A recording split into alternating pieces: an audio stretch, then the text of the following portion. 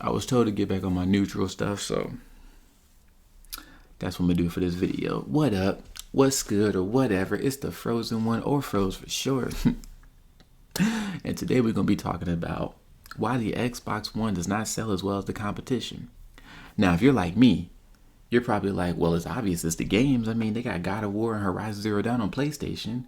They got Smash Brothers Breath of the Wild and Astral Chain on the Switch. What does Xbox have? They have Halo, Gears, Forza, the same things they've been having over the past couple of years, the past couple of generations. I mean, it's a no-brainer why these games sell better. They're rated higher and more people enjoy them. Not just ratings on everything, but more people enjoy these games, right? It's a no-brainer. Well, yeah, to me, that's exactly the reason why Xbox isn't selling well.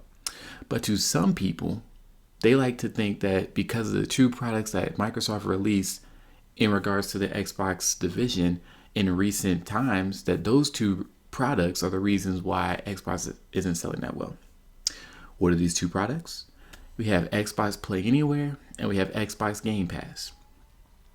Now, I'm just going to elaborate on both of those just because you may not be familiar with them. So let me start with Xbox Play Anywhere.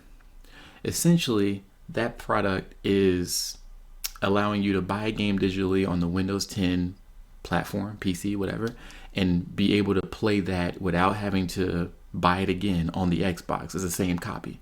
There's cross progression and what have you, right? You can play the game, you can buy the game on Windows 10 PC and play it on your Xbox without having to buy the game. That's essentially it. And they do that with, I think, all of their exclusives. So how does this hurt the sales, you ask? Well, if you have a Windows 10 PC, why are you getting an Xbox? You can just buy the game on PC and play it and don't have to worry about Xbox. That makes Xbox sales potentially drop lower because it's like there's no reason why I would get that when I have a PC.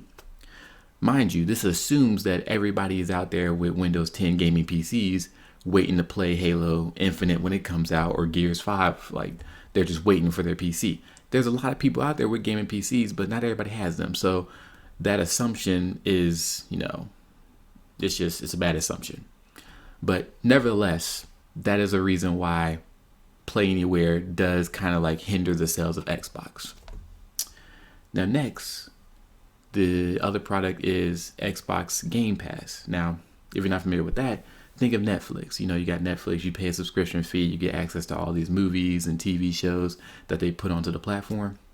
Xbox Game Pass is essentially that, just with games. You're able to play all these games that Microsoft puts onto the platform for a subscription fee, and they have different tiers to it. They have a Xbox only tier and a PC only tier, and an Xbox Game Pass Ultimate, which is both the PC and the Xbox. You get access to both. And essentially you get to play all of these games for this fee that you pay monthly, so you don't have to go out and buy all these games like separately for like $60 a pop. So it's pretty good for the consumer because you can just pay one fee and play a whole bunch of games. And if you play a lot of games, you get the most bang for your buck, right? But how does this hemorrhage the Xbox One sales? Well, I don't know if you heard me, but you have an Xbox Game Pass for PC only, right? So you don't even have to have an Xbox to use the Xbox Game Pass. And I think Xbox's games, their exclusives, they come out to the Game Pass day and date, or the same day. Like whenever they release the game to the public who don't have Xbox Game Pass, it comes to Games Pass the same day. So let's say Halo Infinite comes out, let's say December 31st. I'm not an insider. I don't know when it's coming out. I'm just picking an arbitrary date, right? It comes out December 31st. It will come out on Games Pass or Game Pass the same exact day. So if you have Xbox Game Pass on PC, why you get an Xbox? The PC's going to run better. The PC's going to have more freedom of range to do whatever you want to do. Plus, you get it at a cheaper price than paying $60 to get it on Xbox. It's a no-brainer, right? So that's another reason why Game Pass is hemorrhaging Xbox One sales, right? So don't get me wrong. Like I said that I believe it's the games that are causing Xbox One to not sell well. I still stand by that. I believe that these two products are the result of the downfall of Xbox. Xbox was on the downfall ever since it hit that hiatus of games coming out. Like the hiatus that they hit where they weren't releasing a lot of exclusives, a lot of games in general. I think because of that, they knew they had to do something. So that's what happened. That's where they came up with the idea of Play Anywhere and Game Pass, because they were trying to generate some more revenue because their lack of involvement with the community, right? But the main issue that I believe is why they're in the downfall in the first place is because of the games. You have the PlayStation and Switch doing their thing with their respective consoles. Well, you have Sony and Nintendo doing their thing with their respective consoles. Xbox couldn't keep up with the competition. That's why the Switch just lapped the Xbox in sales. It's crazy. But it makes sense. Why? Because Switch has games that people want to play. And people go out and buy the system to play these games. Now, don't get me wrong. I do believe that Play Anywhere and Games Pass do have a piece of the reason why Xbox isn't selling well. Because, like I said, you can get these games on PC and you don't have to even own an Xbox. But I wholeheartedly believe that it's because of these products were trying to generate more revenue, which they probably will, right? But they were trying to generate more revenue because of the lack of games that Xbox had initially. So it's not really these products that are causing Xbox One sales to dwindle. It's because of lack of games. That's what I think, at least. But, Xbox or Microsoft, they're coming out with, their next series console, Series X. Supposed to be a beast. I believe it's going to be a beast, and it looks like it's a PC. So, it looks like it's very powerful.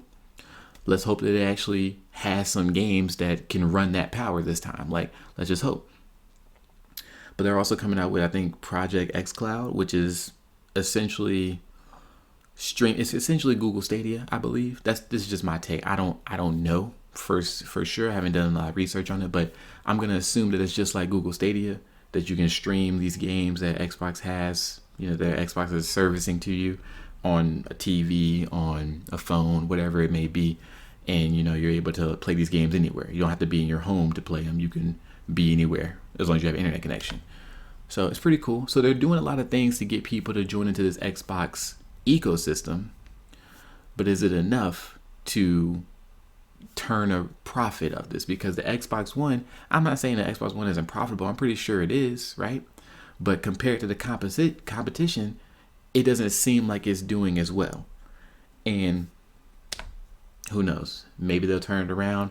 Maybe they'll go a different way altogether. Who knows? But hopefully the Series X, hopefully xCloud, and hopefully these new companies that they've bought up, all these exclusives that they're trying to come out with, hopefully they can turn a new leaf for the next generation.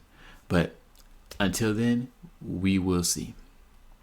But anyway, that's all I want to talk about today. Let me know what you think about that in the comment section below. But remember, you already